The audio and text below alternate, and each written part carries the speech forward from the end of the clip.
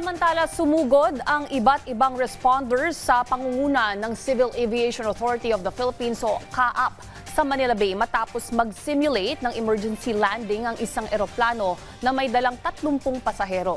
Yan ang ulat ni J.M. Thompson.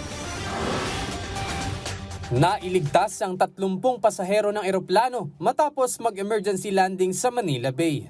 Yan ang senaryong ginawa sa search and rescue exercise kasama ang iba't ibang responders sa pangunguna ng Civil Aviation Authority of the Philippines o CAAP. Walang isang oras ang itinagal ng search and rescue exercise kung saan ipinakita ang mga maaaring mangyari kung sakaling may mag-crash na isang aircraft sa Manila Bay. Mula sa pag-identify ng isang aircraft na lumanding sa area hanggang sa pagtutulungan ng mga responders sa pagligtas sa mga pasahero. Bahagi ng simulation ng Philippine Coast Guard at Bureau of Fire Protection kung saan sila ang nanguna sa paghahanap ng mga pasaherong naglanding sa Manila Bay. Ang Philippine Air Force ay nagsagawa rin ng operasyon gamit ang aircraft na Angel 920. Sinalubong naman ng mga medical personnel ang mga biktima na pasahero na magdadala sa pinakamalapit na ospital. Layunin ng search and rescue simulation na ihanda ang ating mga responders kung saan masusubok ang kausayan ng kanilang communication systems at kung paano isasagawa ito ng maayos.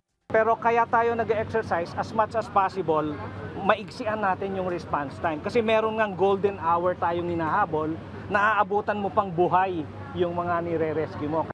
Ayon pa kay Lieutenant General Raul Del Rosario, nangyayari din ang mga ganitong insidente sa kabundukan at iba pang malalayong lugar. Pero ang tinitingnan natin is yung structure, yung organization, lahat ng involved, yung interagency coordination, at saka yung safety na gusto natin ma-assure yung riding public na meron tayong situation na ganito, na meron tayong capability na ganito para pag dumating ang sitwasyon na meron tayong mga accident and incidents, ready ang response natin.